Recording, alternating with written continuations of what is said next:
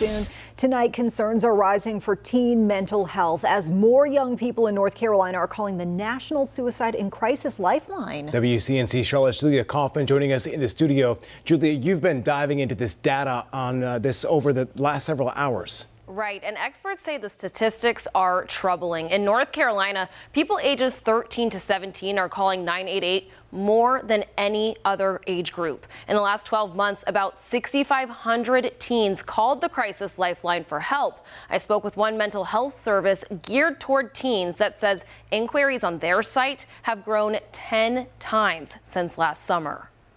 We have seen a huge uptick for adolescents needing these services. Teens needing help, but not knowing where to start. I always just express it to my parents that, oh, my face gets very warm, I'm experiencing these types of things, but I don't think we fully put a label on it until I got into college. That label, Isabel Zachariah says, is anxiety. So many young kids are lost because of the hardships they face and they don't know how to directly cope with those kind of things. She's a junior at UNC-Chapel Hill, now learning how to cope with anxiety and helping others through NAMI, the National Alliance on Mental Illness.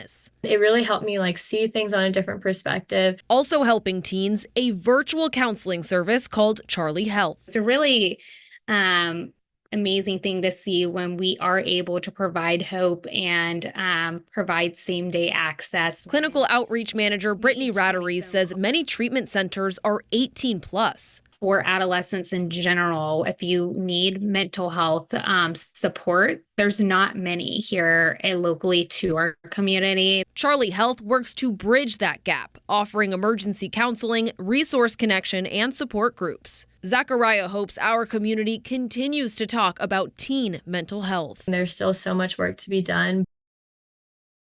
And so we heard in your piece, Julia, the call for more mental health services for children. Do we see anything that's kind of in the works to address this here in Charlotte? Yeah, there are a couple things going on. First one we've actually covered here on WCNC is StarMed Healthcare. They're actually working to build a full service facility for people 18 and under in East Charlotte. It's called the Katie Blessing Center, and the city has contributed $2.5 million to the project, but the total cost is estimated more than $60 million. Plus, Hopeway just opened a clinic for teens as well, and our very own Michelle Bowden, she's going to dive into that this Friday. Looking forward to that. We know how critical 988 has been for those teenagers as well. Appreciate you putting the light on that. Of course. All right. Well